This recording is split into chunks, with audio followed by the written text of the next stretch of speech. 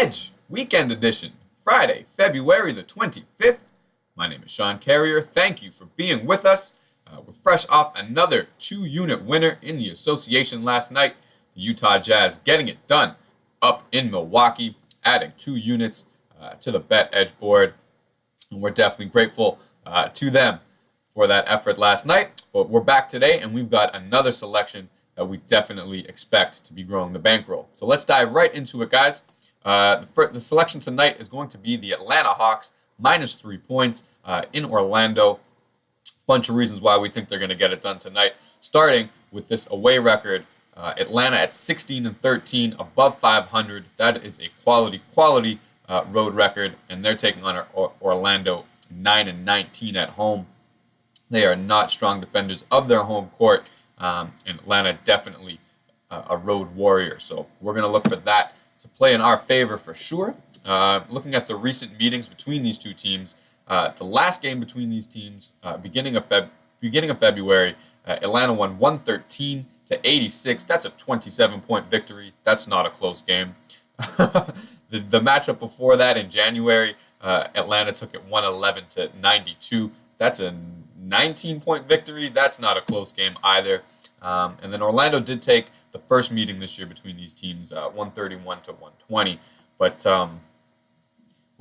we definitely expect that these last 2 games is more of an indicator of where these two teams are at right now.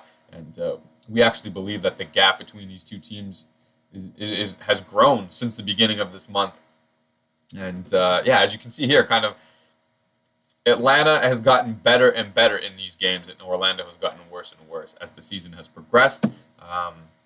And we're definitely going to look for that to carry forward this evening. And so just looking at Atlanta's recent form here going into the All-Star break, they've kind of been on the win one, lose one train all year. Sometimes they win 2 in a row here, but they rarely lose 2 in a row. They are kind of in that situation here, but this is a game before the All-Star break and then a game after the All-Star break. So with a huge break in between, I think that I'd prefer to see that rather than a team just coming off 2 straight-up losses within a couple of days. That's, to me, more of an indicator that something has gone wrong. This is just maybe like a tough game at the end of a road trip here, and then maybe just knocking off a little rust against Miami in the first game back after the break. We're going to hope that rust is all cleared up tonight coming into Orlando, and there's some reasons why we think that we'll get to in just a little bit. But just looking at Orlando's recent form, this is what really stands out to me. This team is not in a good way. They're losers of 8 of their last 10 straight up. They lost their first game after the All-Star break, 112-103 against Portland. A game they could have won if they wanted to, and Portland just seemed to want it more at the end and kind of took control of it from them. But yeah, this is a team that is struggling. A bunch of questions going into the break, and they were sellers at the trade deadline. They moved Serge Ibaka for Terrence Ross. That's definitely a move for the future. That's not a move a team would make trying to gear up for a playoff race or anything like that. And this Orlando team is not in that race by any stretch of the imagination. They know that. That's why they were sellers at the trade deadline. Their motivation here for the rest of the year is probably just looking at that draft lottery. I know these NBA players are going to come out, play for that personal pride. They're not going to try to lose games, but it definitely looks from an organizational standpoint that they are not too interested in winning too many of these games here down the stretch. And to be honest, when they were trying to win these games, they've only won twice in their last 10. So even if they were trying, they're not a very good team. And that's why we're betting against them today. So the referees for tonight's affair, we've got Courtney Kirkland, Derek Richardson, and Tom Washington. It's not a bad crew in my estimation. So now this is the thing that stood out to me the most while breaking this game down. The day's rest here. Atlanta 8-3 on the second night of a back-to-back.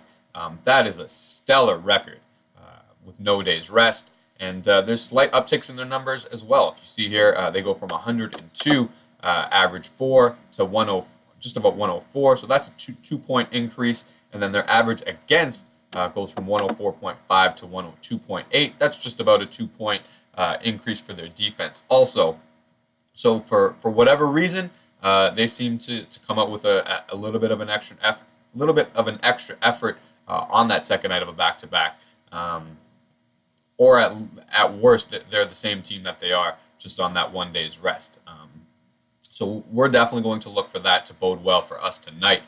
Bookmakers definitely add a few points to a point spread when a team is on a back-to-back. So if they can alleviate that with a little extra effort, as they seem to do, that should definitely help us out. And just looking at, like, if you look at Orlando's record on 1 day's rest, 14-24. They don't win very many games. Doesn't matter how much rest they get. I mean, they're not a very good team, and I don't see a reason why they're going to get a W tonight. Looking at the injury report, Atlanta, full complement of players, nobody listed. Orlando with 3 guards here listed on their injury report, so maybe just a little depleted at the guard position tonight.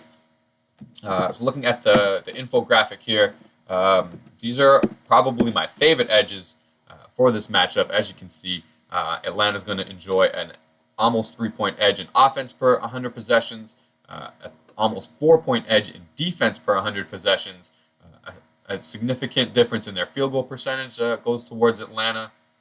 Points per shot the same, but Atlanta with an edge again in rebounding percentage, and Orlando does have an edge in turnover percentage, but that probably just an indicator that they play at a much slower pace than Atlanta does.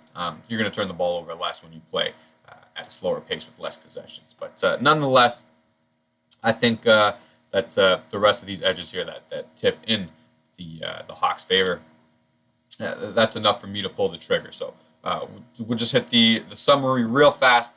As we stated, Atlanta's got a better road record than Orlando has a home record. So that should work out well for us. Atlanta's beaten Orlando by an average of 22 points in their last 2 meetings. That definitely, I think, illustrates the gap that exists between these two teams. And Orlando, losers of 8 of their last 10, were sellers at the trade market. This is a team that is definitely dropping through the standings of the Eastern Conference, and we're going to look for that free fall to continue. And then Atlanta with 8-3 record on 0 days rest. That's stellar versus Orlando's putrid record of 14-24 on 1 day's rest. And then, as we just stated with the stat graphic, Atlanta should enjoy an edge in offense, defense, field goal percentage, and rebounding. It seems like enough to pull the trigger from me, so we're going to do that. Full 1-unit selection on your Atlanta Hawks. Put it on the board, guys. Let's grow the bankroll tonight, and we'll be back tomorrow and enjoy the winner. All right, so thank you for tuning in. As always, good night and good luck.